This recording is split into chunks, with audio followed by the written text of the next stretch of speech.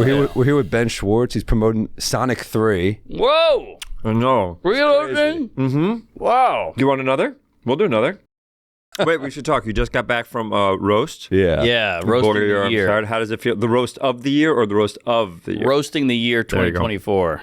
Okay, how do you guys feel? Definitely not the roast of the year. It was one of the worst of all time. I gave him the brief rundown that it was not good. Yeah. But I think it'll be edited to be hopefully But good. you guys did well. You hit. We did all We did right. well. I ended horribly. I fucked up the ending, but We thought it would be funny if we ended it by like being like, oh my God, we're going to get canceled, and we pretend it, and Mark picks up the phone and then goes, oh shit, Trump just made us Secretary of Agriculture. Oh, that's good. That's funny. Hey, It killed. We killed did on it at the stage. club and it killed, and then we did it there and it got. We didn't have a phone. We forgot to bring a phone up, so the actor Simon Rex is in the front row. So you asked for his phone? So we said, Simon, can we have your phone? He just gave us his phone. Oh, that's cool. And you Yeah. still have his phone now? Yeah, we took, Yeah. Give it back? we took it wet. Very cool. But it didn't work. So Are you guys able, if you have a good set, how do you, because it seems like you're both very chill. If you have a good set, would you give yourself credit and be like, what was the, would you say we killed, or would you always say like, yeah, we did well? we got through that. That was good. So you're never like, we crushed. No. Rarely. Because even When you feel like you did, you just can't say it. Why do you think that Because is? there's always something wrong. You can always find a You always feel like a way. fraud on some level where, like, if it's a special, you're like, well, now I got to write a whole new act. It's hard to celebrate the So win. you can't even enjoy it. I can't. Wow. I get that. I'm bad at enjoying things at the moment. I'm always worried about the next thing. Because you got a big movie up, but you got to go on a press tour, right? So you're like, fuck. That sucks. The press tour? Yeah. Yeah. Great. This It's is fun? amazing. This is the very last thing on the entire press tour. I've Hey! been doing press for 3 months. Yeah, you seem wiped. I'm sick. I don't feel great. International. He went international. Yeah, we went to Brazil and London and LA and New York. And this is it. We're ending. I can't wait. This is amazing. All right. Well, hey, we're happy to have you. I want this to be 7 hours long. I want us to really have a marathon. We can do that. Sonic is kind of crazy it took this long to make a Sonic movie. Are you a video game fan? As a kid growing up, I liked it, but I'm a younger brother, so my brother would make me be Tails. Yeah, of course. So I was like, this game fucking sucks. I'm not even on the screen, you know? Right. Every now and then you lift Sonic up. But then he'd leave and I get to play his, and I'd be like, oh, this is kind of cool. Oh, that is Sonic's, it was a legendary. The best. Turned into a little ball. It was The awesome. best. Yeah. Come on, what are we doing? I was younger brother too. I was Luigi. I shot a CEO. Oh, yeah. There you go. Oh, no. Got it. Yeah, there Is you he go. younger? Is Luigi the young one? I assume, although he's taller. He's taller. They're not twin brothers, right? Mario and Luigi? I don't know if they're twin. I thought they were related. They've got to be give it a brothers. goog. They're definitely they're the Super Mario brothers. Oh, there you go. How old Mario are was you? supposed to be 43. Okay, what's Luigi? I was right. God, this is a great question. How old is Luigi? What do you think their last names are? Mario. And Luigi right. Mario. Is that right? 24. Luigi's 24? Wait, so how old is Mario? Wow, they look like shit. That's a different mother. Yeah, I thought they were like 48. 24? By the way, 24 and 26 for full mustache is crazy to me. Well, they're bucking their wops. This is crazy. No I one's was their 24 years old. Great. So their last name is Mario. Yeah. I never knew that. Mario. All right. I don't know if Sonic has a last name. This is really bringing up a lot of stuff. Well, he's an animal. He's a hedgehog. Yeah. Was They that don't have names. your game growing up? Love Sonic, but I love role-playing games. I love RPGs. I don't know how much video games you guys play. Like but Metal Gear Solid type stuff? like Final Fantasy and Chrono Trigger and Legend of Zelda. boy. Like all that stuff I really Yeah, like. the vagina's drying. Do you hear him? Yeah. What does that sound? Give a sound effect. Okay. I've heard it before in high school. That's another thing we cut from the roast. The vagina's dry and act out. Hey, I was a Warcraft guy. You were? Yeah. So you're a PC man. Yeah, I guess so. Did you play like Diablo and all those things? Nah, I never got into Diablo. Warcraft took over. Warcraft took over. You were a big Warcraft man. Yeah, my brother liked it, so I played Tales. Yeah, I played second fiddle to his. He would go pee and go eat, and I would get in there. I was just sports. Warcraft is so intense to just jump in for 2 seconds. I loved it. The orcs killing them. How about Sin City? Not Sim City. SimCity. SimCity is was Leisure big. Suit Larry. Remember Leisure Suit Larry? Oh, do my I? God. Coonhound. He's Me Too'd by now. That guy's finished. He's That guy got to was- be done, right? He's got to be in jail somewhere. Gotta be. That was a Gotta weird be. game, just the horny, chubby guy. Yeah. And you're a kid. You're like, I'm supposed to be... yeah. It was very exciting. I remember as a kid being like, I can't believe they're cursing in a video game, or like he's trying to like flirt with women. Does that say wet dreams dried twice? Whoever's thinking of the titles is an absolute genius. The sports Wow. games are crazy now because not only do you get to play as the players, you get to be a GM. You get That's to run right. That is like as I'm older, that's all I want to do. By the way, is like I want to rebuild the Knicks. I want to make some moves. Yeah. As a kid, it was like NBA Jam to like NBA Live. NBA Live was one of my favorite series of games of all time. I played every year I get a new one. Yeah. And people that play 2K right now don't quite know that NBA Live was like everything when you were a kid. I don't know that. I was an NBA Jam guy, and that's where I capped NBA it. Jam's amazing too. Yeah, Epic. razzle dazzle. Razzle dazzle, he's heating up. It's all in Boom the shakalaka. shoes. Yes, boom shakalaka. It is all in the shoes, by the way. Did you know that? No, I did not know that. Yeah, it is all in the shoes. 100% in the shoes. Those shoes they wore, like pull up, like Walt Frazier would play in Pumas. Really? That's How would play in like Birkenstocks. How did they last 4 years? It's crazy. All those old guys would play in like literally Converse All-Stars. Crazy. Like That's wood. the 80s. Yeah. Well, you remember Jordan's first shoe was like the most uncomfortable. Like, didn't he say like you get Really? blisters? Yeah, like the beginning of when they're really starting to figure out how to make basketball sneakers. Those are uncomfortable walking shoes. I know. And then you're like, what the hell? They're dunking with them. Well, it's Yeah. crazy. Back in the 40s, guys worked in a factory in like dress shoes. They served in the war. In dress shoes? Ted Williams was a fighter pilot. There you go. Joe DiMaggio lost like 3 years of his prime to just like be like a guy who would go like hit balls around for the troops. Really? He lost 3 years of his prime. He had to come back and be like, and you're like, Ted, DiMaggio should have better numbers. It's like he lost 3 years. That's incredible. I didn't know that. Isn't that Oh, crazy? yeah. Mel That's Brooks, amazing. he served. People You were served. supposed to. You got to. That was like back in the day when you got a bad look if you didn't serve. You know. Ali, Elvis. Ali was gone for a bit. Yeah, those are right now. Those would be considered streetwear sneakers. Like you would skate in those. I wouldn't wear those because they're uncomfortable now. I know. You got to put a Dr. Scholl's in there just to walk. Even Yeah. look at the Adidas next to him. Whoever's guarding him in the Bulls or whatever. Those are the same. Those are almost these exactly. Yeah. so These are low. you like barely walk around with them. Now they're wearing like pink neon green shoes. It's all a different ballgame. They're flying coach. They weren't doing charter. They were sharing hotel rooms. Wow. It's like the WNBA now. I know. They got their first year of charter because of Caitlin Clark. Oh Hey! yeah! Congrats. All right, One. Clark Bar. Good for her. Clark Bar. Finally, a little You're respect. famous for making up nicknames for WNBA players. That's right? my thing. Do you have another one? So That's my- Clark Bar. Who else do you have from WNBA? Reese's Pieces. There you go. Angel Reese's. Yeah, not there you bad. go. Angels, Reese's Okay. Pieces. Did you guys do this on the roast or no? You say I cut a for you. WNBA joke from the roast because they said that they own the material. I'm like, I'm putting that in a special. Oh yeah, you have to be careful with what Yeah. I used to freelance jokes for Letterman, and if they got and SNL, we can update. And if they use it, I'm no longer allowed to say it. They own it, and they're allowed to keep it for 3 months. And if they don't use it, then I get to take it back. But I would always have to be careful and not use anything that I would want to use in a movie or Sure. whatever. So I wonder if that's the same for you guys. If it's not your special, do you want to use it and waste it on a roast? Is that something? I wasted 2 bits on this because I just want to make sure that our set was good. So I was like, hey, it's a P. Diddy joke. I'm like, how long am I going to tell this? Right. And then an Epstein joke that I was like, I never tell this. I'm There seeing you a go. theme with your stand. I know. Jesus Christ. Kid fucking. Jesus Christ. Well, Take it down a notch. We. By the way, you're in a movie I enjoyed called Standing Up, Falling Down. Did you see a movie? I shout out Pete Horry for writing that. That was a Pete is the best. Pete Horry's Yeah. the best. Yeah, it's a good movie, man. Oh, thanks, man. I got to work with Billy Crystal. Yeah. That's Stand-up awesome. legend. Wow. He was incredible. And we filmed it in Long Island, right where he grew up. Wow. You were governors, weren't you? Yeah, we were. Whoa. We did everything. Yeah, We yeah. did everything. It was awesome. That movie cost $1 million to make. So we would like change in the car or change in like the Wow. restaurant we were going to film in. It was crazy. I can't believe he said yes to it. It was amazing. Yeah, it was a good movie, and it was like I was a stand-up in that. it had some darkness to it. Well, making a stand-up movie is always challenging because punchline, they're all kind of considered a joke. Yes, and my character was supposed to be bad at the beginning and then better. And so we used tweets of mine at the beginning that were What? cheesy and then slowly like started Neil to Brennan's tweets at the right end. better. yeah. Wow. Like shitty tweets by me and then Neil Brennan tweets by the end. Yeah. But that was fun. It was also funny to go do, stand up, but like do it over and over. It's so different than I started doing stand up when I first started comedy. Nice. And I did improv at the same time, and I was so drawn to improv because when you suck, you fail with everybody, Mm-hmm. and then when you succeed with everybody. And at the beginning, you guys know way more about this than me, but it's like I feel like it's so lonely at the beginning of stand up because you don't really know anybody. Everybody has 5 minutes. You have to bring people to your shows. Yep. It's like so you have to love it. You would have to love it to keep going. Yeah, it's and I a lot of loved feeling. improv and sketch, and I like stand up. I was like, I'm not good enough to get on stage. I got to the point where they said you don't have to bring people. I was like, oh, this is exciting, and I just bombed In front so of hard. friends. In front of no friends. The one okay. with like you don't have to bring people anymore. Got it, Just got come it. and do a set. And I Isn't remember it makes no sense that you have to bring people at the beginning because I'm bad.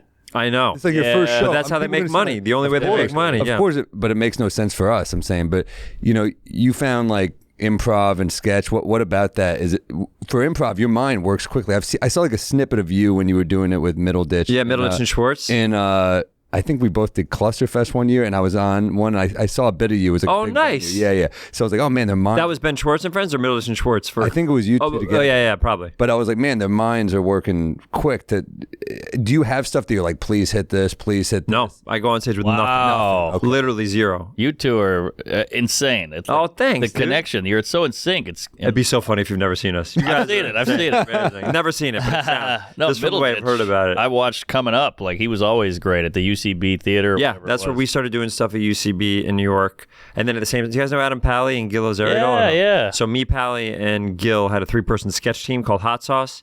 And then Montreal Comedy Festival first introduced sketch. And we were able to do like that first batch where like Bob and Dave or Bob Odenkirk and David Cross were hosting it. So it was like the biggest thing in the world. Yeah. Because we could not get into Aspen for some reason. All these festivals, I don't even know if they exist anymore. Aspen's gone. Montreal, I think gone. this is the first year it's gone. Isn't that crazy?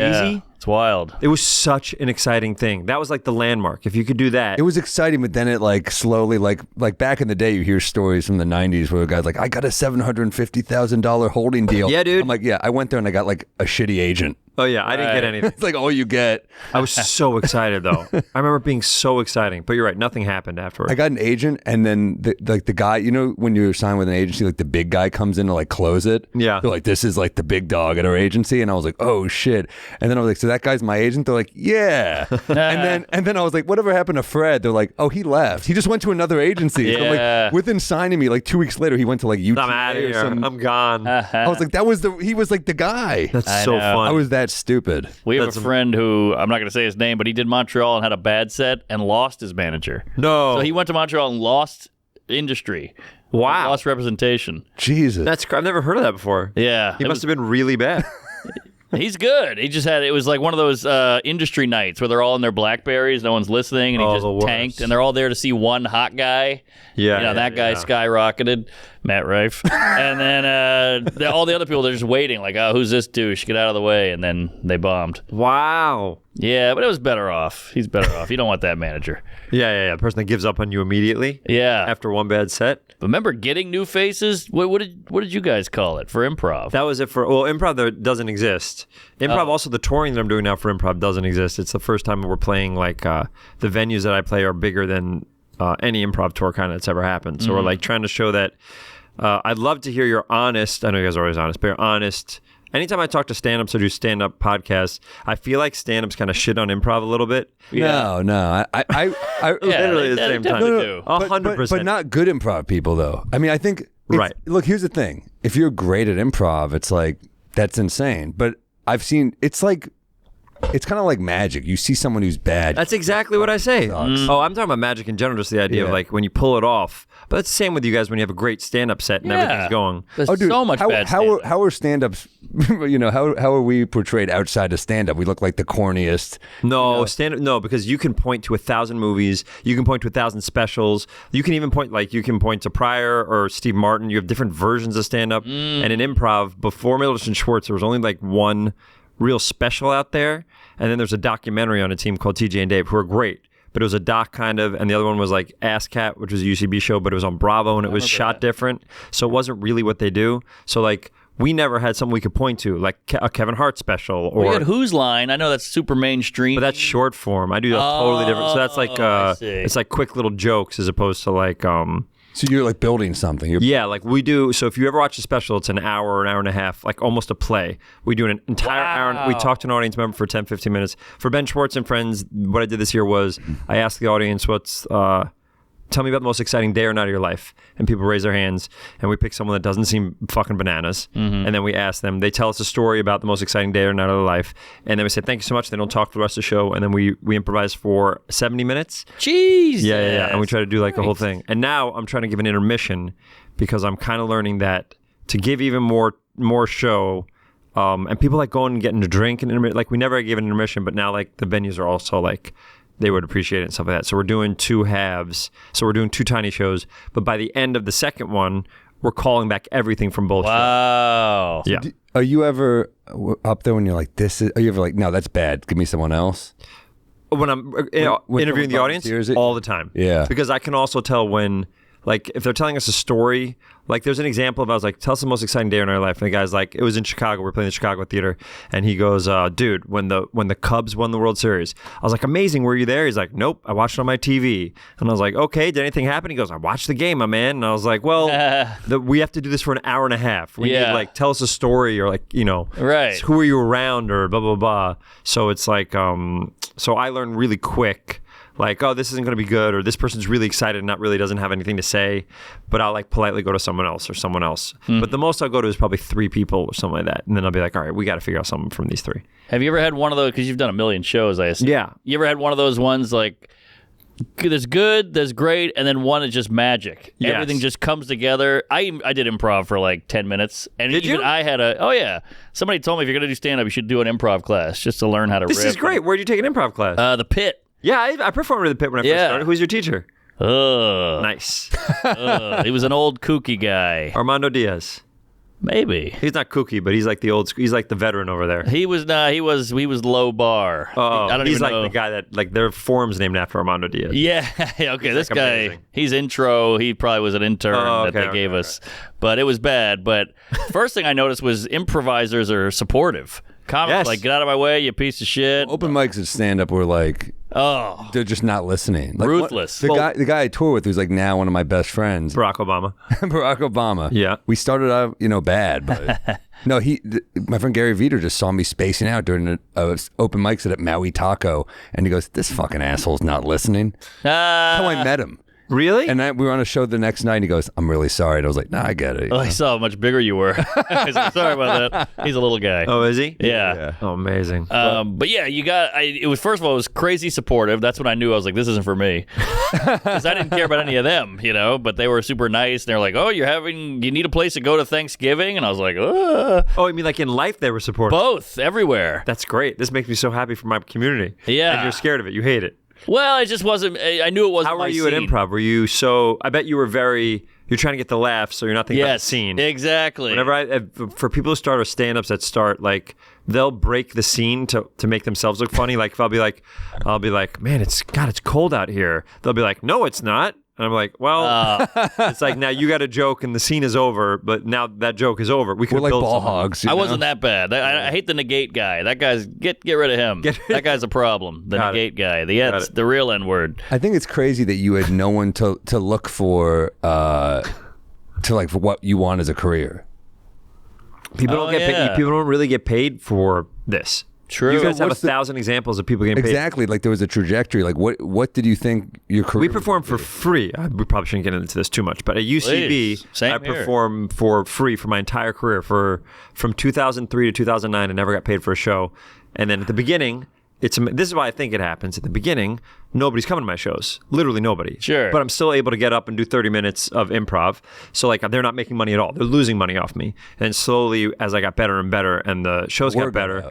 Say it again. The word got out. Word got out. People started being like, oh, you should come see this guy or our group or Hot Sauce or Shitty Jobs or something. And then now we're selling out every show, but still not getting paid. But in my head, it's I don't even know. How much is this? So when you go to the Comedy Cellar, how much do you guys get paid? We shouldn't put it in there. Yeah, well, yeah, that's what it would cut that out. Oh, really? Yeah. Beep it. Yeah. Why, you think that's bad? It's weird. I feel like they look bad. Yeah. Okay. Yeah, it's like a week. Per set. Yeah. Weekend. And then you guys will try to fit in a bunch of different Do a sets. few. Yeah. But I think the deal in our head at this point is like, we're trying shit. Yeah. When you're starting out, that you got to kill every set.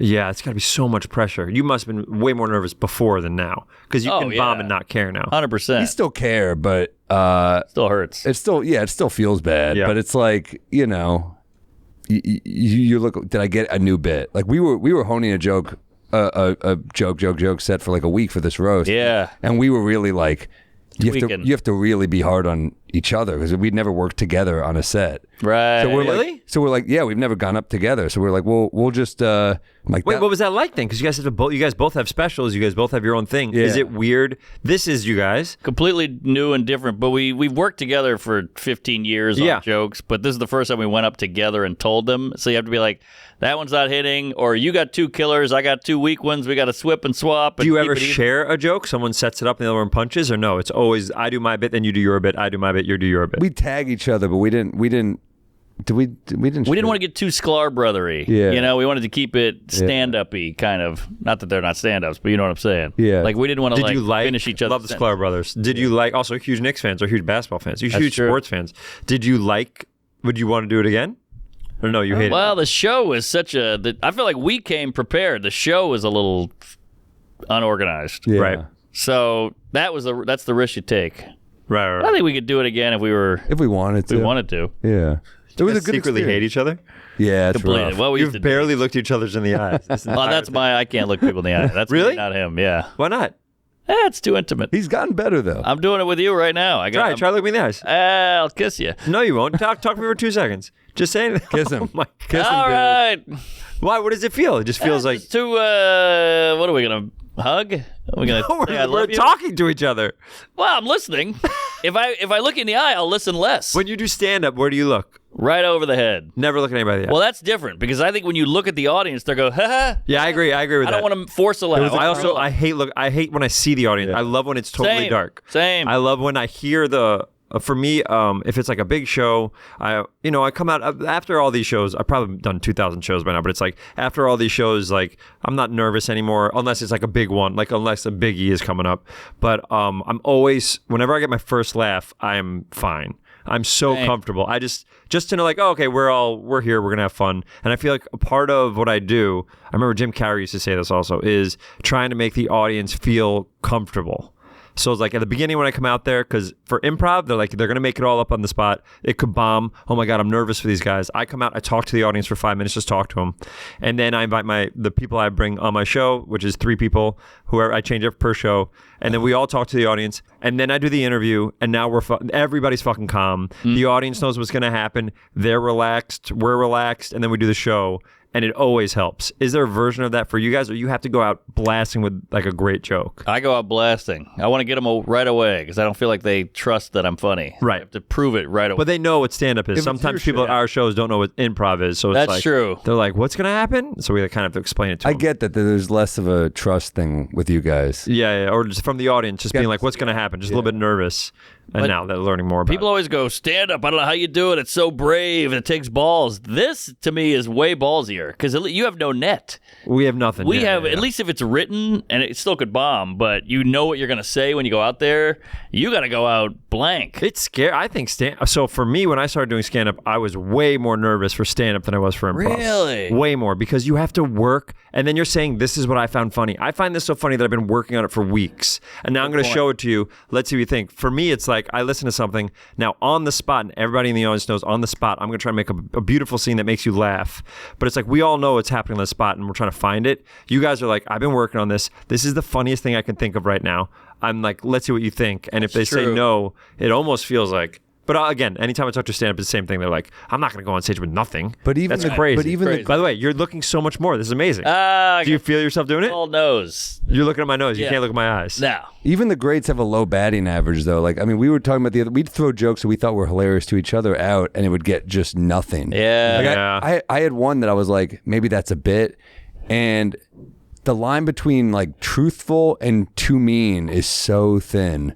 I had an angle that wasn't working that he thought was funny. That was like, let me try. It was about Luigi and about like we were doing all these topical jokes that Luigi. Oh, just recently then? Yeah, it was last week. Yeah. The one, remember that one? You were like, that's got to be in it because it hit. And then the next show, they looked at me like I was the biggest asshole in the world. Where I said, no, women, you like all these bad boys. It was like Luigi Mangione and the Menendez brothers. Like you like these guys are hot. I'm like, maybe that's why you're so mad that they're taking away a woman's right to choose. You choose horribly. Oh God, that's funny. And how'd it go? The first show it killed, and then the second show they were like, "What? Are you guys the barometers for each other?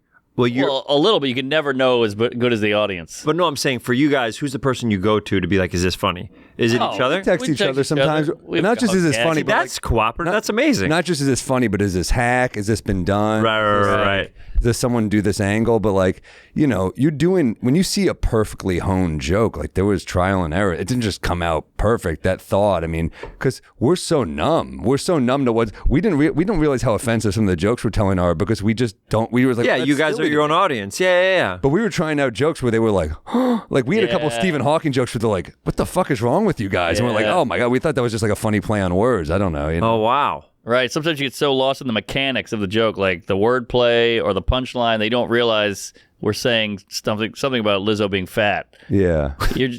Like I used to have a joke where I go, kids back in the day, they yelled shotgun. Now when they yell it, they're in a classroom. Yeah. And to me, I'm just like, shotgun. There you go. That's a joke. Right. The audience is like, Jesus, you're talking about dead kids. And I'm like, oh, yeah. I was just working on the shotgun thing. It's right. So you're like, then you adjust. Nah, I kept it. But my crowd liked it. No, you have to tweak, though. I mean, that's the thing. Is like you do figure it. That's why we still do the cellar, because like some comics get spoiled with their crowd, and then they. Yeah, I agree. Only kidding. It's like, no, you want to make sure you're still just funny to the masses. Yes. Although when you go tour, people are seeing you for you guys. Yeah. So you can do your style whenever. That's why it's interesting when you did that roast. That's not your audience. No. People there may like you guys, but they're not there just to see you. That probably is more nerve-wracking. It was, yeah. That's why we prepared the shit out of it. Yeah, that's awesome. We were on a flight. That was great, just being on a flight bounce. I mean, the people next to us must have thought we were the worst human beings. We're just bouncing. Terrible, mean jokes. Yeah. Well, literally, Jeff Ross is revealing he has cancer on this thing. He's okay. In real life? Yeah. What type of cancer does he have? Colon. But really? we're bouncing like cancer jokes off each other, because we're like, he wanted us to roast him for the cancer. Really? Yeah, he was moved by the fact that we could roast him. Is he in remission? Yeah, they're cutting the last chemo short, so he's Christ. okay. Yeah, I mean, there were so many cancer miss jokes too. Oh yeah. Oh really? Yeah. We're just like, what does Jeff look like? A lump. Yeah. Right? And then you're like, you look like a lump, and like a lump, women are terrified to find you in their shower. Joke. So we're just bouncing bits like that. Imagine hearing that in first class. Yeah, it's great. What the fuck? Yeah. I love that you guys flew first class. Well, they're flying us, Netflix. I flew back coach, by the way. What the hell? Why? Because I needed that time slot. That's all they had. Yeah. I'd rather a red eye and just pass out. Did you get any sleep? Yeah. Oh, yeah, you look good. Look at me. It's the best I felt in weeks. You look awake. You're ready to like go. hell. This guy's sick now. Everybody, I'm the only one that's sick. You're doing great. Thanks. Yeah, I feel good. But back to the movie, goddammit. Yeah. Sure. Jim Carrey. Jim Carrey's in it. Is that not crazy? Classic, insanely crazy. He's so good in it too. I don't know if you've seen him, but he feels like, those movies in the 90s, obviously you do, like where he just crushes. Sure. He is crushing in these movies. He's so funny and playing like a big character. And then in this one, he plays himself, which is Ivar Robotnik. Then he plays his grandfather. Oh, wow. So he's playing two characters who play with each other. So he would do scenes where he would do one side and someone else would be the other guy. And then he'd have to respond to what he did the day before as the other character. Wow. So he had scenes where it's just him two. And would he watch the scene so he'd kind of nail it? You'd pick which ones, which takes that I think he wanted. I'm never on set. I'm in a booth the whole time. Sure, so I do a voice. Is that weird that you're just not, he's in this movie? So I only get to see him for like press. Well, at least you get to see him. It's amazing. Keanu Reeves is in this one too. Whoa. So we did, dude, yeah. We did press and the line was Idris Elba's in it. Jesus. Keanu Reeves is in it. Jim Carrey's in it. James Marsden is in it. And I'm just looking down the line and it's like fucking Ocean's 11. It's like crazy. That's like all these huge actors in a video game movie. Sonic the Hedgehog. Yeah, that's crazy. All these pictures are fucking bananas. That's incredible. You made it. It's crazy. And do you have any cool Jim Carrey stories? Or Keanu. The thing is, like, I shook Keanu's hand beforehand. He seemed really nice, and then we were doing the UK red carpet, and we closed down Leicester Square. Which, you guys ever been to London? It's like a huge deal. Yeah, it's like our Times Square kind of. Yeah. And so they closed it down. There's an enormous thing. I've only said hello to Keanu and said, "Hey man, I'm a big fan." Shook his hand. He was very nice. And then they come to me. They go, "Hey, you're gonna go live on television with Keanu in 20 seconds." And then I go, "What?" And they bring me to the end. And there's a woman from ITV, a local news station there, a big one, and she has a microphone, and she's like, "Nice to meet you. you. And I go, and Keanu looks at me, and then I was like, I guess this is like how I meet you, and let's go. And they're like, all right, 3, 2, 1, and they do the interview.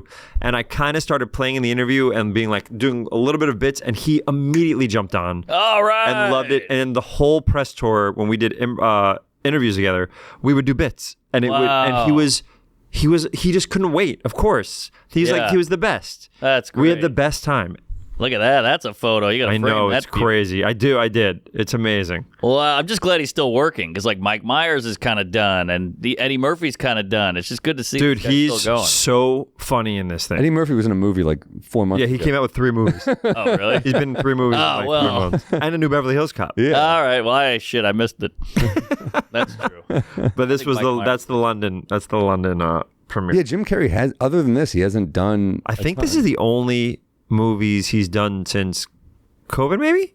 Wow. Could be. Because our movie came out during COVID. I think he's he said he's semi-retired. He takes power breaks. Yeah. Which he's like, I just, if something amazing happens and I want to jump in, I'll jump in.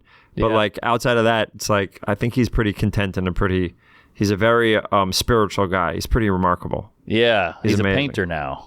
Yeah, he paints. He does he's amazing. Yeah. What kind of stuff, when you guys talk, what kind of stuff do you talk about? We'll talk about it. He's very macro, very big universe type thing. You guys ever know Shanley at all? Were you friends with Shanley at all? Love Shanley. We never met him. But, okay. So I was very close with him. He was one of my guys. Wow. I love him. Wait, you knew him? I played in his basketball league every week for 6 years. Larry Sanders is like Larry Sanders, I think, is the best. Gotta get him on the wall. Why is he not on the wall? There he is. Sorry. Oh, there he is. Good. He's the best. Oh, and he was so close to Bob. So the fact that they're next to each other makes me so happy. He was probably really close to Norm too. Yeah. But he was very spiritual also. So it's like that type of feel where he was like a Buddhist kind of. Yes. He would talk about spiritual stuff all the time. Enlightened. Yes. Jim has that. I think he was the most famous person in the world, Jim, for so long, I think. Sure, I believe it. That I wonder, we could never relate to what it feels like to be him, because even when we go to dinner or something, when he walks in, when we're like a famous comedian, some people look and like they're excited, but like there's nobody that doesn't know who he is. Yeah. So he can't have a genuine normal experience, I bet. I don't know, I'm not asking, but it's like when he walks, I remember when I was a page at Letterman and Letterman's security guard would be like, Letterman can't even go get a pack of cigarettes. Sure. He can't, and like he wants to, but he can't, and that drives him crazy or whatever. So for Jim, I wonder if it's like, he's amazing. Like he says hello to everybody. He's incredible. You guys would love him. It is crazy. I remember I was doing like a interview thing at the Big 3 tournament when that started, the NBA thing. Oh yeah. And who'd you interview? Like Ice Cube? Everyone, yeah. But then that's so exciting. And everyone was like, "Oh, cool, that guy." Oh, Kenyon Martin, this guy was a good player. Great, these good players, right? New Jersey. But then Nets. Allen Iverson walked in, and it was like that, where everyone was like, "Yeah, dude." Oh, really? It was that type of energy. Yeah. AI is definitely a league above. I mean, he's a superstar. You get a little starstruck because it's Allen Iverson. Of course. I feel like also before you meet somebody that we've known like in movies or TV or stand-up for a long time, before you meet them, they're the person you've seen on. They're not real person yet. Right. They're like this fictional character. And then when they start talking like normal humans, like, oh, I can like bond with you about real shit. Right. Like, and then they become human beings and stuff like that. Yeah. Does that make sense? Yeah. Of course. Yeah. Who was a good hooper in the Shanley League? Who's in that? Who is it? There's a bunch. By the way, it was a thing where we were always supposed to. He liked to keep it private. Nobody talked about it, and nobody talked about it. And then when he passed away, like a big article about it came out in like a couple magazines. And I was like, oh, the whole point was like to not whatever. But like stand-ups that played there that were amazing. Kevin Nealon in that? Dude, Kevin Nealon, I think, is one of the funniest people in the world. Yeah. Whoa, we were just talking about and that. Adam McKay played in that too, and he's also one of the funniest people in the world. But Nealon would do these bits where he would be like, he's just so committed. He commits so hard to bits. He would be he was standing near a tree, and he goes, Ben, did I ever show you my Coach Giraffe character? And I go, Coach Giraffe?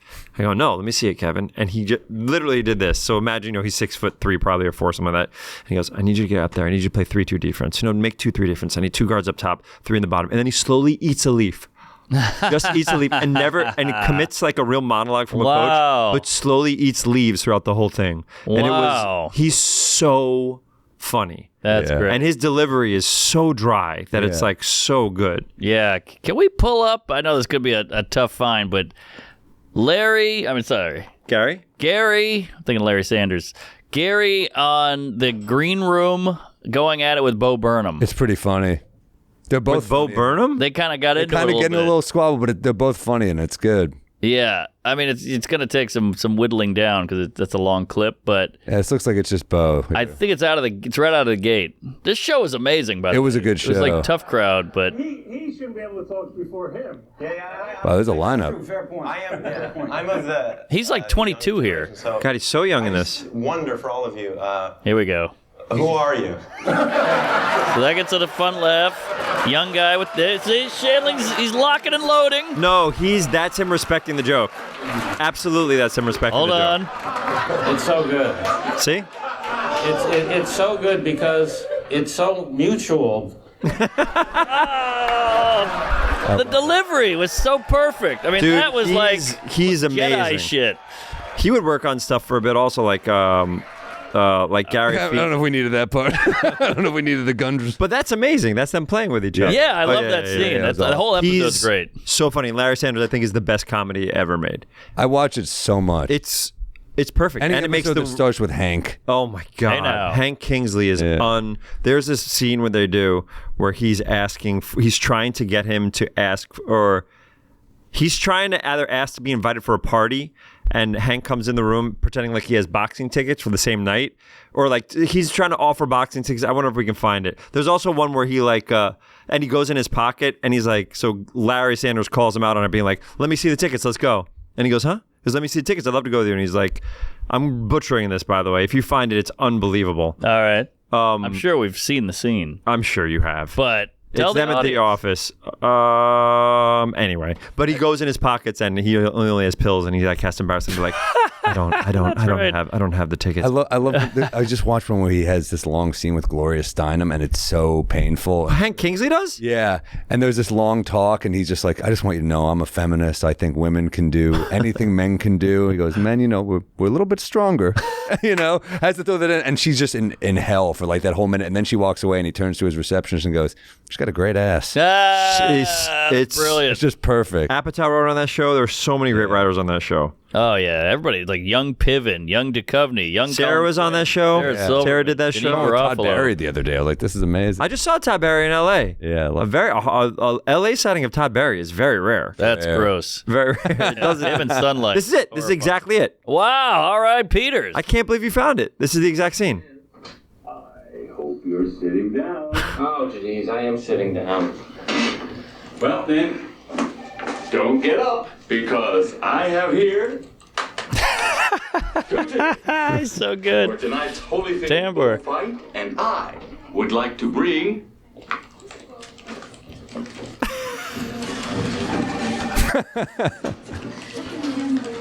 you. Let me see him. That's great. Let me see him. Let me see him. Come on, hey.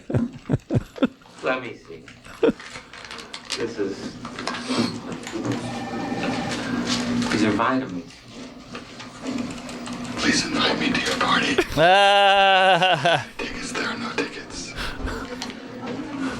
Hank, I was just going to invite you when you came in.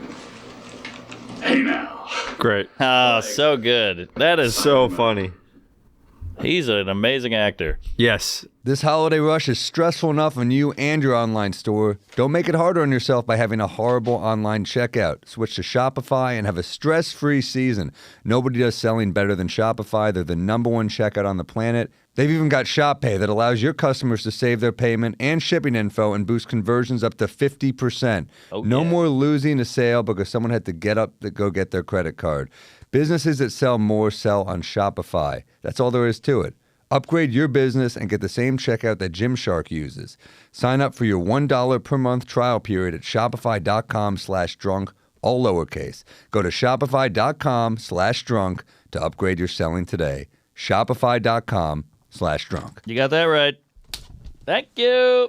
Can you just imagine? This is some sappy shit, but Seinfeld and Gary started basically around the same time. They kind of came up together. Did they? Both did. Yeah, Carson, yeah. Very paralleled careers stand-up wise, and they really fell in love with each other and became fast friends. They both get a sitcom. This is in the same lot. Seinfeld and Larry Sanders Show, and Is so they that got to true? do I the didn't know shows together, and then both win Emmys together. I mean, it's pretty wild. That's crazy. Yeah, they were tight. That's amazing. I know he did. So Shanling did these things on the DVD. If you get this black box set of it, where he did these incredible interviews with people from the show, but they were like slow, patient interviews, and he wanted them. If they felt uncomfortable, that's what they were. If they he just let them be what they were, and they let them play for a long time. And they were amazing. Some of the coolest interviews ever, because he's interviewing comics, he's interviewing actresses like Sharon Stone and like all these people that did the show. They dated for a while too. Did they? Yeah. And then I think he did it with Seinfeld, or I think he did it with Seinfeld. Yeah, right? I've seen that. Or was that was Seinfeld's coffee? No. That It was way before that. Yeah. Before that. And then he did one with Seinfeld, but those are the cool, especially if you like Coolest. comedy, the cool. He did one with Tom Petty and was like, he was boxing with Alec That Baldwin. one's comfortable. The Alec Baldwin one? Yeah, Baldwin's like kind of trying to alpha. But he kept it in because he's he always talked. I remember when he did. He would always talk about keeping everything in. He's like, yeah, but like even instead of editing it down, what if we just let the whole thing breathe? Let people understand how we got there. Let it be uncomfortable for a bit. When he would near the end, I remember he always was pitching that. Like, he was talking about how people would edit stuff down. Like even when he was doing interviews or like a thing, he was like, how fun if you just kept that whole thing in and see what it felt it like. was kind of That's what before- podcasts are. Yeah, I was gonna say it's before podcasts. So seeing that kind of stuff was so rare. I remember on the bench there in the park, and Seinfeld's like, "Don't you hate when everybody says comedians are depressed? Like people driving bread trucks aren't depressed. Come on, get the hell out of here!" And he goes, "I'm sensing rage." And fucking broke up. It was great. It's great. He's the king. He's the best. He's the delivery. king. He's the best guy ever. I miss him so much. Another nerdy comedy nugget. Have you seen the Ricky Gervais interview with him? Yes. By the way, and it's Ricky so went good. to his house before he was supposed to. Yes. Like in real life, he went to his house. He's when he was supposed annoyed. to. Yes, he should be. Yeah, and he kind of calls him out. It's all on tape. Yeah. It's great. It's nothing that isn't out there, but I think they were supposed to interview each other for each other's things. Yes. And Ricky kind of set up and like did everything, and like he didn't have his contacts in yet, or you know what I mean? Like it was like Pull that up if you can. it was like pretty cringe. It was. It is. It wasn't. I don't think it was handled the best way. And Gervais does that big high-pitched laugh, and he goes, "Are you really mad? Are you actually mad?" And he's like, "Yeah, I'm mad." It's great. You got to find that's in his house. There it is. It's part one because it's right in the beginning, so you can skip all the makeup bullshit, and if you get right to when he gets in the house, We should have gifted you YouTube Premium. Why did we give you a freaking Theragun? But didn't he say also that like The Office couldn't exist unless Sanders came out? Oh wow, I think that's what Ricky said. Nice feather in your cap. That's what I think Ricky said. Yeah, you're probably right because look, he just put Yo, no side by laugh track. side. A lot of those kind of awkward, just let it play out scenes. I mean, Right. Wow, he's so young and chubby. Yeah, it's his Here kitchen. he is. He's in the house. Such an LA house. It's his living room. is it like a British thing to wear the muscle tee when you don't have muscles? Because that was like a Simon Cowell thing too. Oh yeah. Going through his fridge. That's crazy. Oh, here it is. Why did you bring that home and I look? How did you? He's already directing. It's your house. Why was that you that was looking this way? No. Who was looking right here when I was walking in? When I was standing out there, didn't you see that I was coming walking in? No. Was that you? No. Hold on. Before I shake your hand and say, first you said no, that wasn't me. I didn't see you. I Well, swear now I you're didn't see changing you. the story to No, I that didn't. was me. He's like a lawyer. I didn't see you. That's true. But you said, is it you that looked out there? What I was doing was talking to my producer that was here. Right, because you were standing about here looking this way. Yeah. Well, this is the way to tell if it was me or not. Don't touch me. Did it look like me? If it looks like me, And it smells like you. then it might have been me. I doubt that it's you. What are you doing? It's my contact lenses. I don't. That's why I have these on. These are my prescription sunglasses. Okay. Hi. Pleasure to see you. Gary Shandling. I've never met Ricky before, so this is actually Thrill? uncomfortable Great. and yet exciting because there will never be, as they say, this first moment again when I meet you the first time. Well, where do you want to do this interview then? Like, I'm not I don't know why the kitchen sink isn't so bad. All right. We can keep going. But yeah, these Ricky Gervais. He does the one with Larry David. They're all great. Amazing. Sanders. Shandling is the king. The best. I miss him so much. Yeah. So fun. Well, I mean, what was your relationship like with him? I mean, we would see each other every week for a long time. He had a basketball game. So like we went there. Sarah was the one who invited me over there for the first one. And I was really young. I just moved to LA and Sarah played my sister in a movie. And I played basketball. Back then I played basketball a lot, like multiple times a week. My favorite thing to do. And then you get older and your knees hurt more. Sure. And, it becomes harder to do. And so we never talk business. We all just like do like whatever. When we're playing, everybody's really trying, really playing. And then afterwards we'd all watch sports together and we'd that's when we do bits and everything. And the funniest people in the world are just in the room. And then, it becomes normal after a while because you're there every week. But he was the best. I could text him. I could talk to him about stuff. Wow. Have like real conversations. We go on hikes and talk about real stuff. He just has a grasp on life and even looking at things. It's in such like a level that's so much more zoomed out than most other people. So you just want to listen to him and stuff like that. Do you want to hear a sappy? I'll tell you. You said, please sap it up. Okay, so when he passed away, it was very sad. Very sad. And he died? He did die. Did you didn't kill him, right? No, it wasn't me. All right, wasn't you? Okay, so there's a funeral and there was this crazy funeral where like everybody from Sanders was there. It was crazy. And then afterwards, I ate with Wayne Fetterman and Sarah, and we were like talking about Gary. It was amazing. Wayne had known him forever. Sarah known him forever. And then I went home. I know this is probably not the right audience for this, but please. I went home and I lived in like a small apartment, and I had a guitar, and I thought, I said, this is so stupid. I can't believe I'm going to do this. I said, okay, Gary, if you're there, I know this is stupid. I can't believe I'm saying this. You're dead. I'm even thinking, I remember even saying, I was like, why would you fucking haunt me? You have so much people that you're closer than I am. But if you're here, like, do something or make me understand that you're here. And I sat down for like 30 seconds and obviously nothing happened. And I started cracking up so loud, being like, oh my God, if he was here, that's exactly what he would fucking do. It's so funny. And then my guitar made a noise on the other side of the fucking room. No. After I laughed and was like, of course, my guitar made a noise. Nobody was near it. It was just me in the apartment. Yee. Crazy. That's beyond. And I immediately called Sarah and was like, you'll never fucking, this is insane. Wow. Isn't that crazy? Kooky. Very kooky. Kooky, one more. Dookie? Good album. Way off. Shit. Well, last nugget on Shanley, and then I'll put it to bed. Please. Do you see the documentary about him? Yeah. Apatow made? It's great. Gorgeous. My favorite. Every doc he's made on comedy lately has been. Yeah, Apatow is so good too. He is someone who loves comedy. The first half is always great. Yeah. But, so, he always does two-parters. But, okay.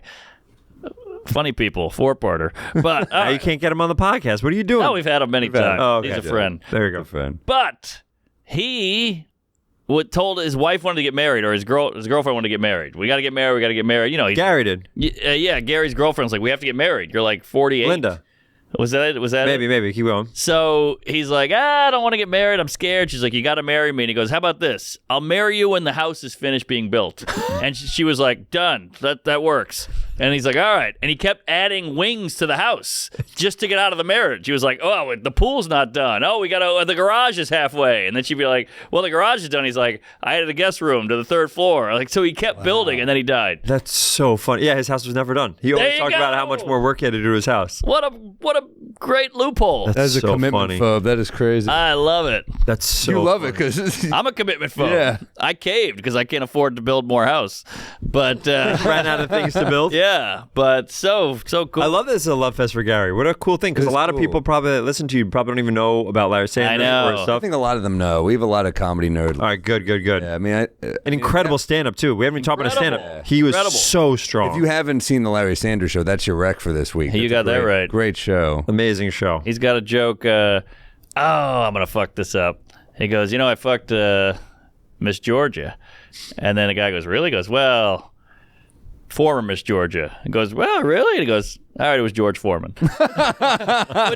Norm Macdonald, the king, the funniest guy ever, quotes that as like, I can see how every joke is constructed. I've been doing comedy so long. He's like, I have no idea how he wrote that joke. Really? Yeah, he's just like, that joke is on another level of joke writing. Did you have Norm on this podcast? It was too No, late. we never No, did. This started after he passed, I think. Oh no, we He died. We got the news while we were rolling. Yeah. Really? That was tough. That's gotta be. Did you get it on camera? Is it like? Yeah. Wow, that must be so hard. It was September 14th, I want to say. September 13th. Give it a go, because I still remember the date. It was Wow. 11. Yeah, we just had Spade on, and we should have asked. Oh, We should have asked yeah. some more Norm stories. Colin Quinn. Oh my always- God, dude. Bam! Are you good with dates? Are you I'm that? autistic. Are you for real? Well, no, I just remember that Oh. date. It's my birthday's 4 days later, too. My birthday's September 15th. Hey, Come on, my Virgo. man. Come on. Virgo Hey. here too. When's your birthday? What are we, chicks? What are we doing here? All right. This is great, isn't it? August 29th. Our periods Amazing. are We're really synced. doing it. We're saying. What's your favorite Norm joke? I love the joke. I mean, I can't pick one, but one of my favorites is he goes to the gay pride parade. I was gonna say that. Oh my Are you God! fucking I love kidding that me? joke. Is like established. Wait, I don't a know. lot of This my is great. joke Can you writing. do it? Don't say what it's like. Just do it. I'm gonna fuck it up, but it's like he's at the gay pride parade. A mom had a sign that said, "I'm proud of my gay son," or "I'm proud that my son is gay," or something. And he's like, "Well, what are you proud of? It's not an accomplishment." It's like if you're like, my son graduated from law school at Harvard. You're like, all right, that's proud of. That's worthy of being proud of. Now you're just like, he loves cock. Yeah. Something like that. I can't do it like Yeah, he no, does. you're butchering it, but it's like Yeah, I know you're butchering it. I butchered it. He yeah, loves no, you're cock butchering it. the It's butcher. hilarious. I would have done better. It's his delivery is what makes it. you know? Pull it up. Oh, Are we watching too many videos? Sorry. Is this where do you guys watch a lot of videos usually? Not usually, but This is. it's fun. Oh, here it is. Wow. Peters is on Peter's- fire. We can get rid of Salak. Alec What the hell? is canned. And I saw in it there were these old men and old ladies like with these signs that said, "We are proud of our gay son." That's an odd thing to be proud of, because it's not an achievement, it's not like something you work all your life to be gay or anything like that. Hey, Bill. That's a great point. My kid, oh my God, we're proud of him, Johnny. He graduated from Harvard, now he's articling over at a law firm. And, oh yeah, he loves cock. I mean, that's first of all, that observation is brilliant. Anyone would see I'm proud of my gay son and go, oh, that's nice. Mom's proud of her son. She's not homophobic. That's nice. He goes, why are you proud of him? It's not an achievement. I mean, that's a We're brilliant. kind of mocking the idea caught it. of parades.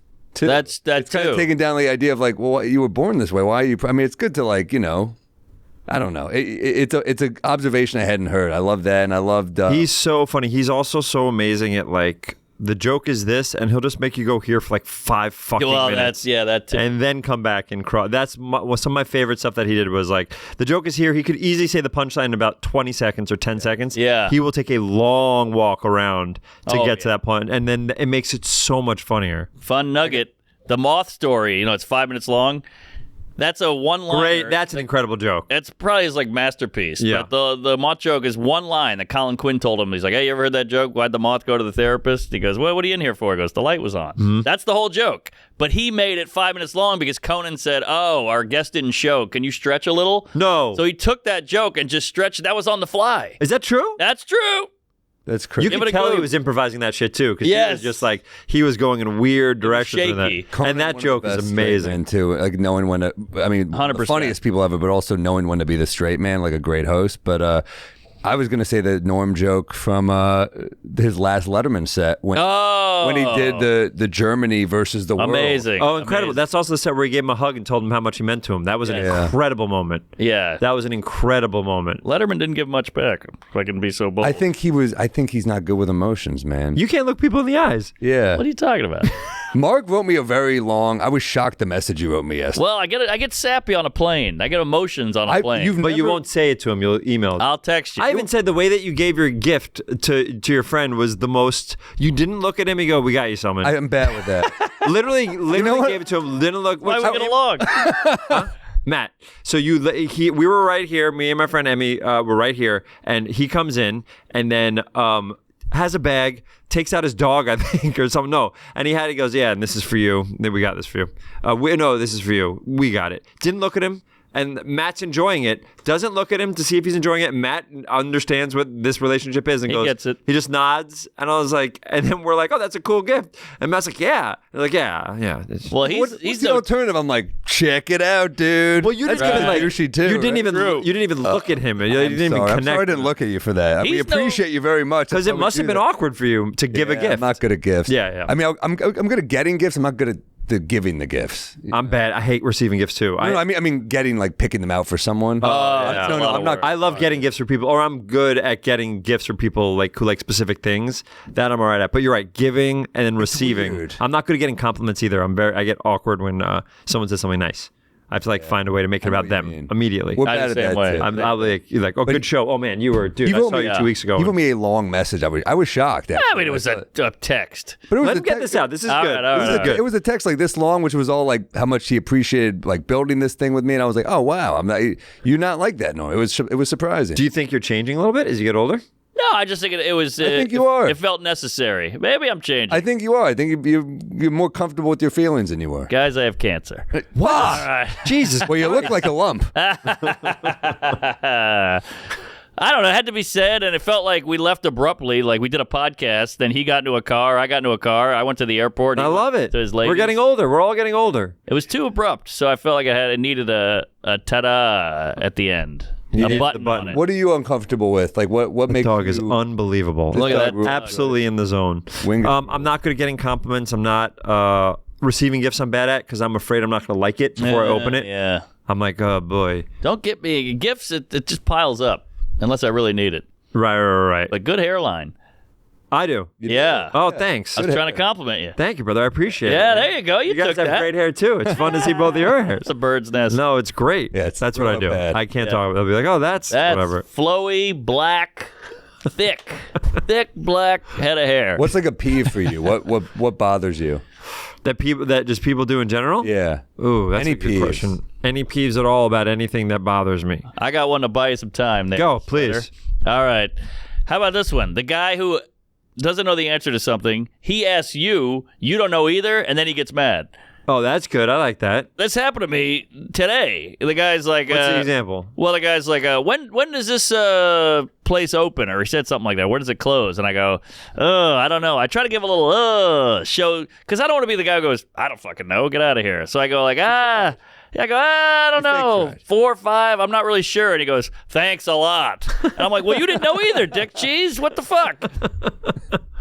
I guess there's more industry stuff that makes me like if people say like they're like, oh, what the Ben Schwartz of it all. There's sentences that I can't read anymore in emails. Ugh. Like the Ben Schwartz of it all, or like What does that even mean? It means like let's say we're talking about Larry Sanders Show. Like, yeah, we'll have a meeting about the Larry Sanders Show of it all. And I was like, I they're like just that. some sentences where I can't with you. read them anymore. And oftentimes when we have a phone call, if it's a lot of people for business, like I just want to get to what we're talking about. I was ready, you know what I mean?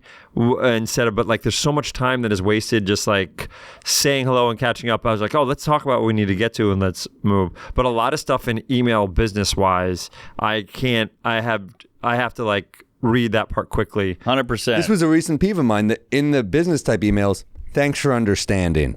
Oh yeah, we'll circle back soon. Circle back. Oh, also, when I don't get a role, they said that they went a different way. I'm so tired of hearing they went a different way, but not telling me why. Yes, I was yes. like, oh, They love you, but they're going a different way. Oh, how about so they this? don't love you. you crushed it, but they're huge going a different way. fans. Well, they're an executive. They could give me something. I know. They're I know. such a big fan. There's a couple others. Let's table that. Yes, Let's put table a that. pin in it. I Let's hate unpack this.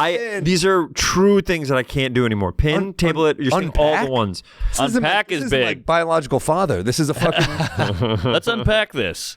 I agree. So those are the things I'm like, for business wise, sometimes I'm like, I can't do it anymore. I've been doing this for too long where it's like, please don't do that.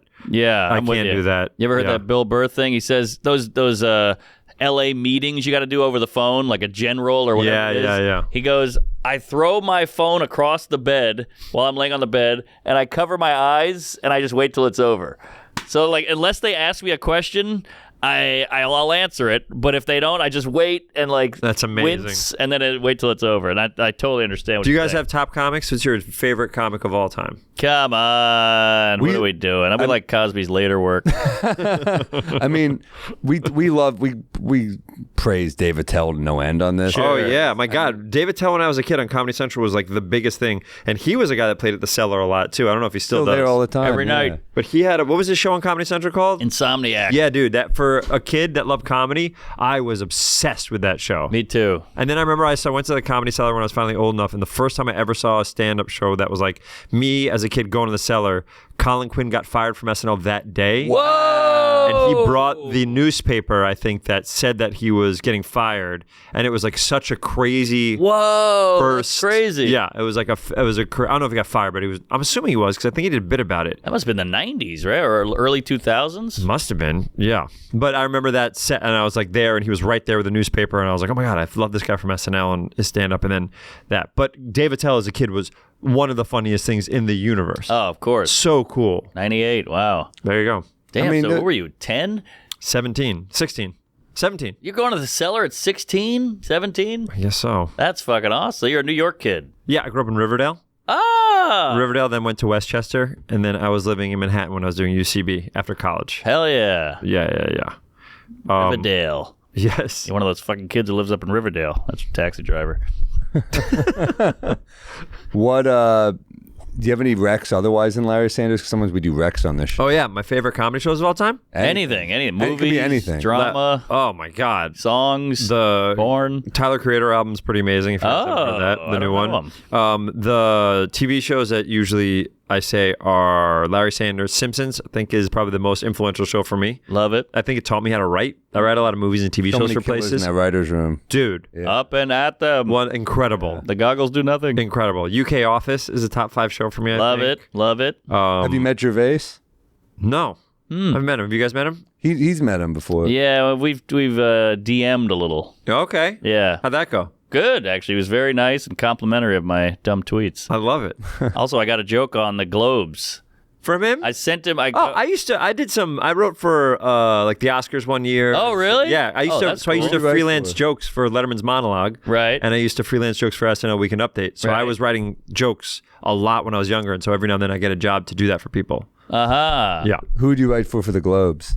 I wrote for the Oscars. Oh, yeah. I wrote for Hugh Jackman. I wrote his musical opening number. Wow. Do you remember that musical opening number? Pull it up. So it was Dan Harmon, Rob Schraub, and I writing it. Rob Schraub? Yeah, dude, he's fucking a genius. Dan Harmon must have been fun to write. It was when he was trying to cast Community. So Community. Wow. So we wrote this musical. It's going to be too long, but it won an Emmy. So I won an Emmy for writing for the Oscars. Man, he's a hunk, huh?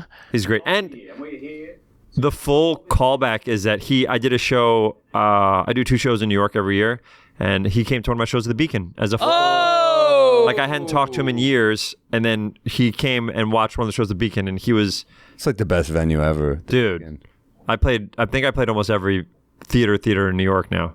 Nice. That's my favorite one. It's classic. Easily. Yeah, I did Radio City, which was fucking enormous. Oh, that's too big, I think. If for improv, imagine 4 people doing improv on there. Yeah, that's crazy. It went great, but I was like, I think we pushed it. I think we pushed it a bit. Something's lost when you lose. The Beacon's huge, but it still feels kind of intimate. Beacon feels like you're talking to friends. Yeah. You don't need screens. You don't need any of that stuff. That's true. Anyway, it was the recession, so we did a recession musical opening number. You wrote this whole thing? Me, Dan Harmon, Rob Schraub, but Dan really did I got like, there's a bit that I wrote, which was probably coming up, which is he brings Anne Hathaway on stage. Mm-hmm. And I wrote that whole part of the song. Wow. And then I wrote a bunch of jokes for him to tell as like a monologue. Yeah. And my joke was going to be the opening of the Oscars. And it was lined up. And then the writing team, I guess, that wasn't us 3, nixed it and put something else there. But I was so excited that I was going to get jokes on too. Of course. But I started my career by writing jokes for Letterman. And That's all crazy. Yeah. Remember Frost Nixon? That was a cool movie. That was good. Oh, that was good. That is I crazy. wrote this whole thing. Oh, that and- guy. And I did it like UCB, where he pulled her up from the crowd and he interacts, like, because at Upright Citizen Brigade, me and Hot Sauce would always like do like, before we did a set, we would start a heckle, and I would come out there and they would heckle me, and then they would join me on stage, and then we do an improv show. Yeah. So it kind of starts where like he pulls her up on stage, Wow. and they kind of like make fun of whatever. Anyway, How old are you here? this is right. I bet it was, I don't know, 2009. So I would be. Jesus, you got in the business early. Yeah, I mean, well, I'm 43. Am I older than you Okay. guys? You look Probably. young, yeah. 41. Thanks, guys. I'm on doing press, so it made me look pretty. But 2009 would be 28. Yeah, all right. Is that right? That's pretty good to be at this level. writing? This was crazy. On the 81st Oscars? I moved to LA and I got a job to write for his part of the Oscars. And then I got very lucky when I moved to LA. Like, a lot of things fell into place. I was in New York. I didn't want to leave New York. My family's here. I'm very close to my family. And I waited till literally the last second. And then I left New York. And I came Are with you like... happy you ended up leaving? Yeah, it changed my whole life. Yeah. There was... You live in LA now. Yes. But also, like, I wasn't doing stand-up. So the options for me in terms of movement, like, I wasn't going to be a writer on SNL. It didn't look like I wasn't going to be writing for Letterman at the time. Did you want to be on SNL at the time? Oh my God! Everybody who does sketch or improv, That's to my what I'm head. thinking. How did you not get on SNL? I didn't even get an audition. A shoo-in. I don't know if I'd be good because they do like characters and impressions. I don't know if I can do any impressions. Oh, okay. So it's like I don't know like how. I mean, but writing, I didn't even get to really like give it a shot. Right. So I was like, okay, if I want to act, I can go out there, and there's an Upright Citizens Brigade out there, so I can improvise, and people who actually make decisions on TV shows can see me improvise. And then I had a lot of short films, and that was the way I was going to show people like. So we just, like, I got a job writing for Robot Chicken. That was my first writing job. Hey, we just met Seth Green the other night. I heard that he was at the roast. in the front row, with yeah. Brecken. Brecken's the best. Yeah. But so that's how I started. I started very much as a writer that did improv, and slowly got into commercials, and slowly got into all the other acting stuff. Wow. Yeah.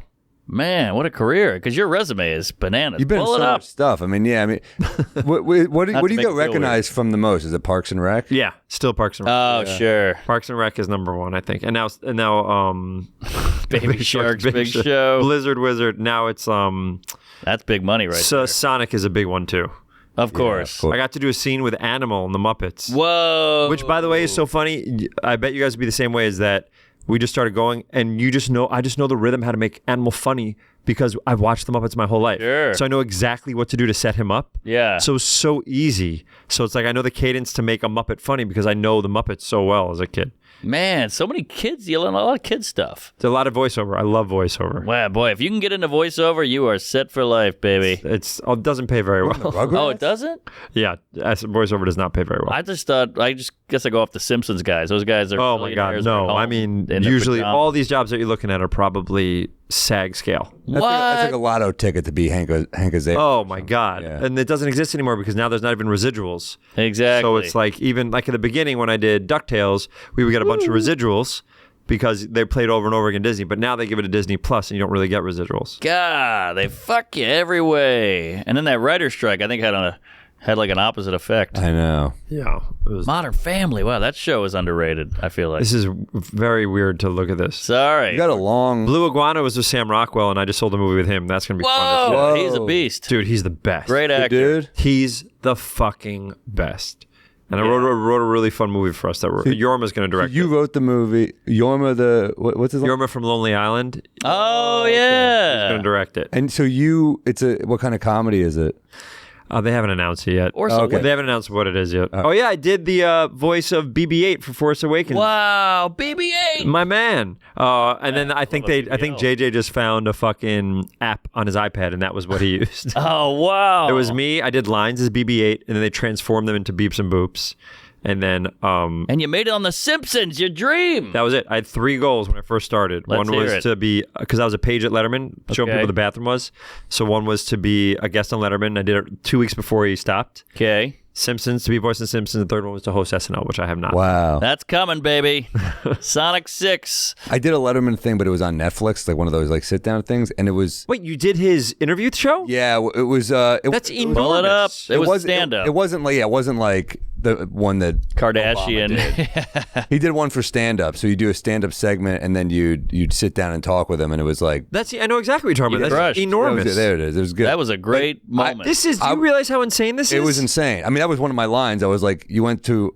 He goes, "When do you think you'll know when you made it?" And I'm like, "I'm talking to you, dude." Yeah. I agree. And I said, "I'm like, where are you going to be in a couple years?" I said, "You went from Obama to me. Are you going to be talking to a crackhead?" Oh, I love that. And he was like, "If I'm talking to anyone, you know."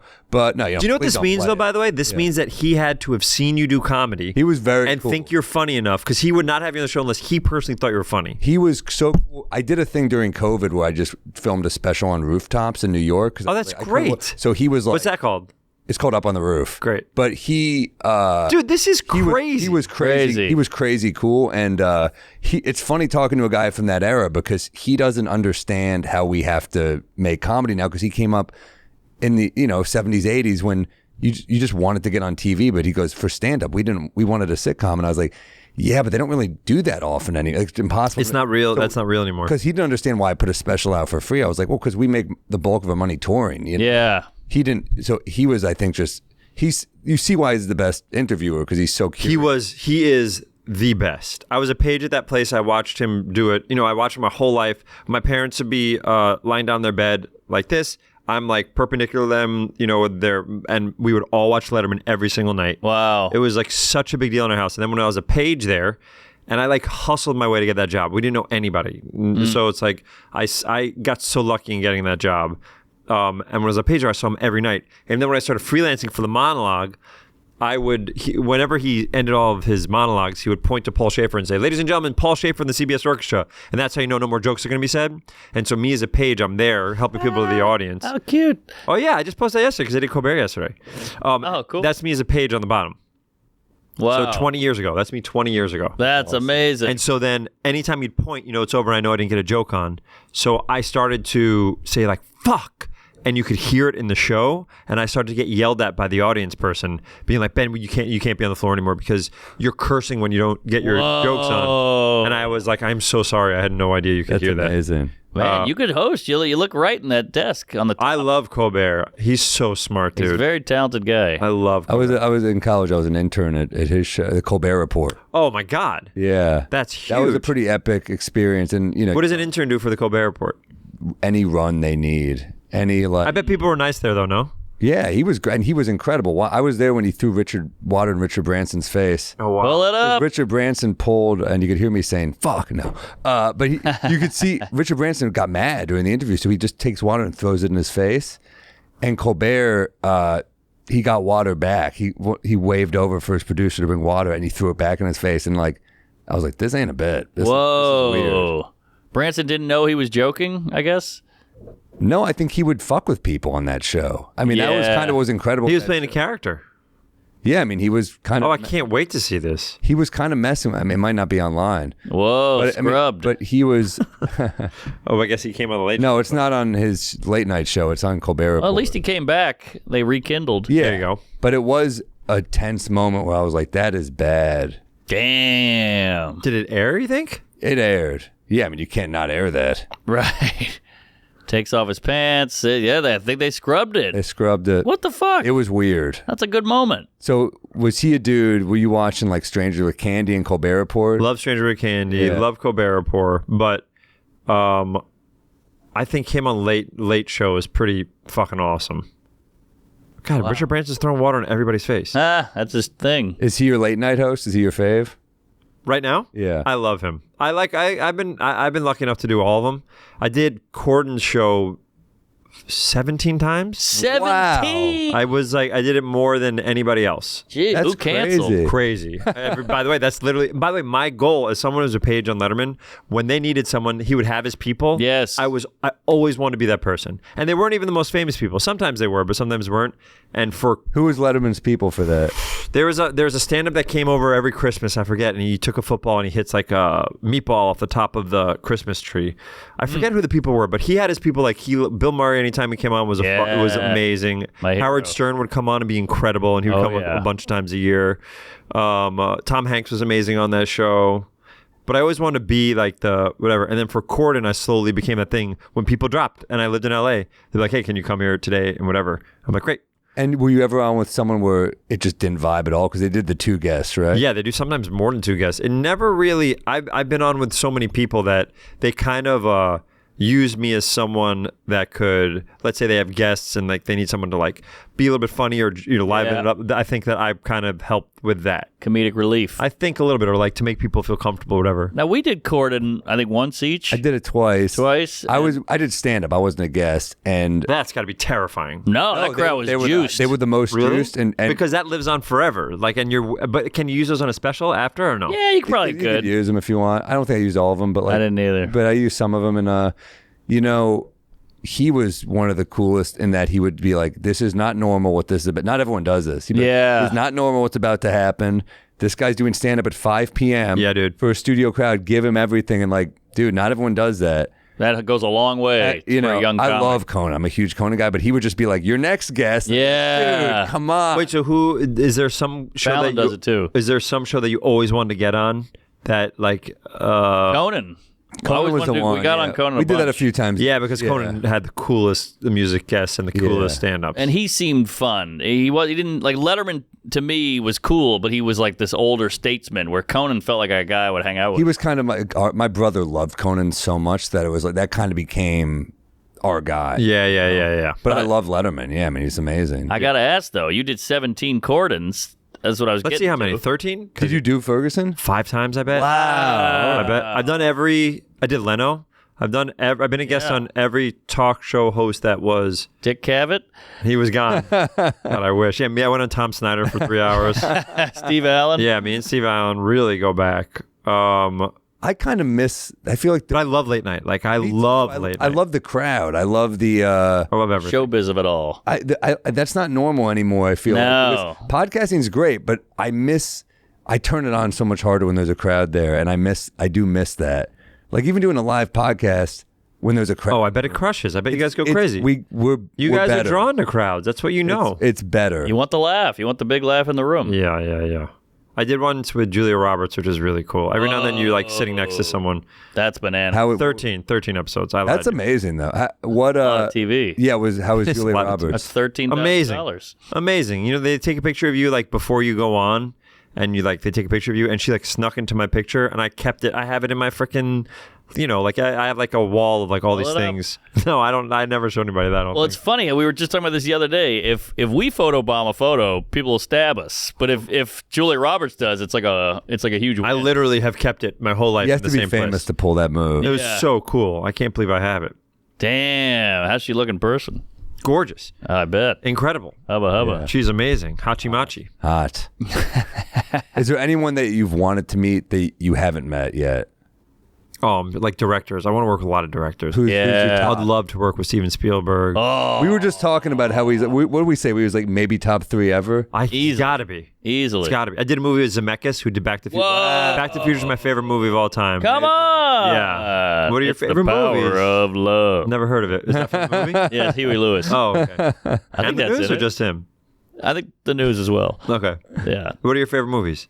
Well, we got to wrap this up, but yeah, throw something out there. Two girls, I'm one a cup. What are you fucking thinking? annoying. I love film noir so much that like I'll throw like 1940s movies at Oh my you. God. So like Out of the Past. You're begging to go on Letterboxd. You're fucking begging. Well, I love those are like my two, Double Indemnity and Out of the Past. Oh, Double Indemnity is amazing. It's just the most perfect script ever. It's an incredible film. But then like Guilty Pleasure, like Back to School makes me laugh. Sure. Great. Rodney Dangerfield is the Of great. course. I love. Fuck, man. There's so many. If Fargo's on TV, I'm always watching. Great movie. Yeah, it's another. Any Cohen is Yeah, pretty what great. are you saying? Well, I like Cool Hand Luke. I just love that movie. I love Groundhog Day. Oh, that's a perfect comedy. Deep. There's something Dumb to and Dumber is also. Dumb and Dumb and Dumber is a great. top 5 movie of all time for me. It's perfect. I think it's a top Country 5 for movie Old of all Men. time. It's great. Yeah, there's so many. Like, Yeah. Any like badass throwback. If a Michael Mann movie's on TV too, it's like Oh, I know. yeah. it's impossible not to. I find myself watching older movies now. I don't know if it's to connect with me being a kid, but like I love watching older movies now more than I love watching. Like, give newer us a course. couple more. stuff that I love. My top 5 is probably. I mean, listen, Ferris Bueller's up there too for me. Ferris Bueller is amazing. Oh yeah, I'm going on tour again. Back to the Future, probably Dumb and Dumber, Shawshank. I'd put an animated movie in there, so probably Aladdin. Oh, great movie. Yeah, great Robin movie. Williams is amazing in that. And then like there's 100 other ones that like Jurassic Park is probably there. Hell yeah. There's some Big is probably up there. Big. There's so many Shimmy, good. shimmy, Cocoa movies. Pup. Sonic is out right now. I don't know when this comes out, but it's literally This out weekend. this moment. I just went to the first screening that the public could see. And we did just you get a surprised good people. vibe? It was great. It's great. I'm so happy with it. And it's in theaters, which is nice. I love a theater movie. Let's Yes. keep the theaters alive. It is in folks. theaters. Go And the hope see is this. that if enough people see it, we keep getting to make them. But this is like, imagine for like 2 years you waiting for this movie to come, or a year, and it's fun. Today is the day it was out, and we went to the first screening that fans went to today at 3 p.m. right before we came here, and we got to like surprise. Love It was it. awesome. I saw Ghostbusters, the new one with Paul Rudd. Yeah. With Ronnie Chang in Lincoln Center. It was so fun. So cool. Yeah. So cool. Day of the release day. Yeah. The Red premiere. carpet. It's Premiere, so fun that's the word. It's so fun to still go to the theater, man. So yeah, support this movie so they can keep making more. Check it out. Oh, yeah, my You know tour. what? I hate when that's a peeve when people say support. Go see the movie. Go Enjoy see the it. movie. Hey, Enjoy the support. movie. He's not fucking homeless. He's crushing. He's in Yeah. Enjoy the movie. Have a great time. Yeah. And then my tour starts in January in Milwaukee. Alone? It's Ben Schwartz and friends, so it's me doing improv. Got it. So we'll do improv, but we're playing more casinos than we've ever played. Whoa, a casino. A bunch of them. We did a couple, and now we're like, well, I guess we'll just do a couple more. But we're playing the Beacon again for New Yorkers in April. Hell yeah. And then I'm doing Sydney Opera House in May.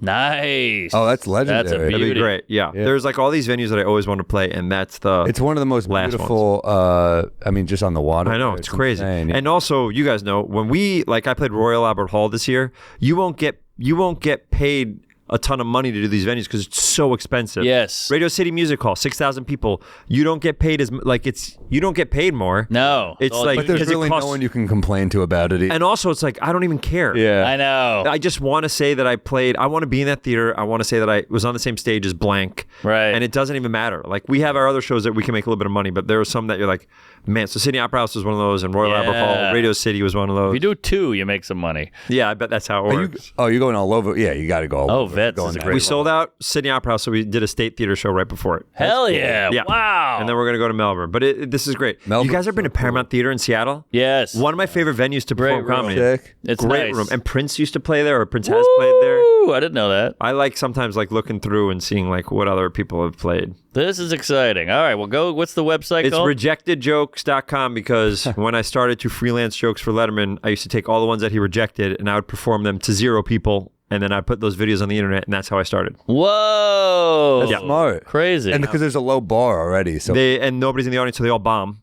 And then Right. I just release them, and that's like how I... Wow. I haven't updated this in a long time.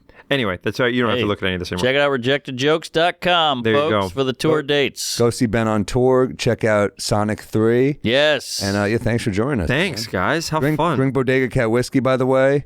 Is that yours? That's ours. Yeah, it's our hooch. BodegaCatWhiskey.com. You have your own whiskey? Oh, yeah. We'll give you a bottle. You How want does a bottle? that happen? Do you like go to where they make it? It's a long story. It was a long process. We make it in a bathtub, and then we ship it out. God, how exciting. I Very can't believe you exciting. guys make the labels for this and everything. Well, we had a lot of help. We don't know what sure. the hell we're doing, but we're getting there. We're in all these comedy clubs now, and it's It's online. building for sure. How cool is that? Very cool. Are you happy you're doing it? Yeah, yeah, it's we're awesome. trying to I retire love on this beauty. Where are you going to be? We'll let him leave. Oh, okay. I'll hear it. Where are you going to be? I'll hear it. All right, get it up. What do you got? I got San Antonio, January 3rd and 4th. I'm doing clubs to warm up for this tour. San Antonio, 3rd and 4th. I got Liberty Township, Ohio, the following weekend. Pittsburgh Liberty, Improv, the Liberty. 23rd through 25th. And then it's just all theaters. Charlotte, Richmond, Philly's so fun to DC, play. Bethlehem. Yeah. Austin is, ooh, dude, that Paramount Theater is really fun Sick. too. Tulsa, That's nice. Austin, Dallas, Houston, New Orleans, Memphis. We're moving slowly, guys. Come the fuck out. Knoxville. Atlanta, great one. I played the Tabernacle. It's before. great. Birmingham. Durham's Atlanta. such a fun city. Durham, Yeah, I love New it. Haven. Hey, we're playing the same one. I'm playing that Vets too in It's Providence. a good room. Oh, I'm pumped. Yeah, I heard it's great. Portsmouth, we added one there, so come check it out. Portland, Maine, Burlington. It Oh, do goes- you like food? Are you a food person? Fuck yeah. I'll give you recs for a bunch of these cities. Please. Hell Toronto, yeah. Montreal, Buffalo, and there are more and more, but that's Albany. Punchup.live/Samuel or just Samuel.com. All these, so many. I'm doing the West Coast too, so you'll see if you don't. Are you touring now too? in here, your city. Yeah, my wife's 8 months pregnant. Oh, I'm taking a break after January. congrats. Thank you, sir. How cool. Not mine. Houston, Oh. Texas. All right. Phoenix, Dallas, and then I'm going to take a break, and then we're back in Nashville at the Ryman, and then Dude, that venue's the best. best. I'm excited. And then Asheville, I'm doing a makeup date because of that cunt Helene ruined the city, so I'll Oh, be back in tough. April. Look how Thank you. sold out you are. Go up. Look how exciting this is. Does it say sold out? All of them. Oh, wow. So at many that, things are sold man. out. So you don't have to yeah. think about this at all. No, we pump out the jokes, so come on by. Out the joke. I don't know when this comes out. Oh, shit. All right. Well, yeah, Happy New Year, Happy Holidays, Happy Happy holidays. Hanukkah. Happy Hanukkah, everybody. Kwanzaa, do it up. Have a great. We'll see you before the new year. But thanks for listening, guys. Support. I'm going to say it again. I'm an idiot.